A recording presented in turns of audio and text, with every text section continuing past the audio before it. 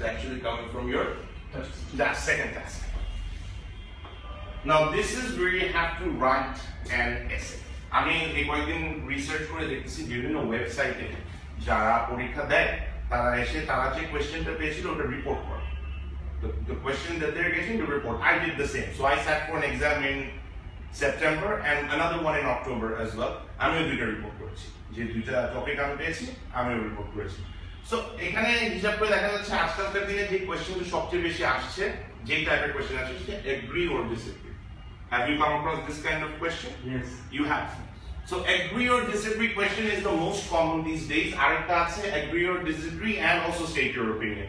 So these are more complicated sort of paragraphs, because যখন agree or disagree হবে তখন many people they make it into a 4-paragraph essay.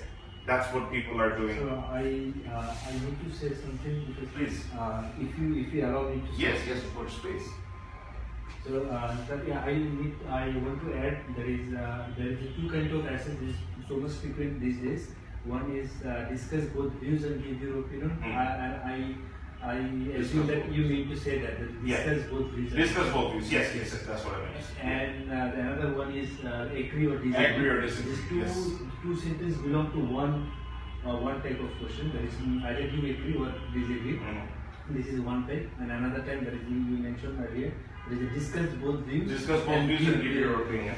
So one test I sat for, I had that. The other one I sat for, I had the agree or disagree. Yes. Agree or disagree. So with the agree or disagree, it's a 3-paragraph situation. Because it's about Total. Well, we know this. We must have 2 paragraphs that is common. One is introduction and conclusions, and apart from these two, we are allowed to have as much. That is most probably it is maximum can be 3 paragraphs. But it is for discuss both views.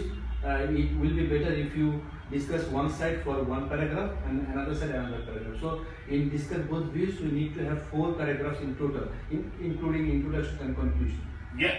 So that's exactly how I've structured it here. This is the structure that I have used in my examination as well. So I've used a 4-paragraph structure. It's pretty simple and straightforward. Many other IELTS instructors are using a very similar kind of methods as well, whether it be in this country or in another country. Many people are using a very similar kind of a structure, but this is the one that I had previously used, just the one that I sat for in recent times. And I'm not going to go through with it. I'm just going to mail you this, so whoever is sitting for the examination this month or the next month may want to use this structure.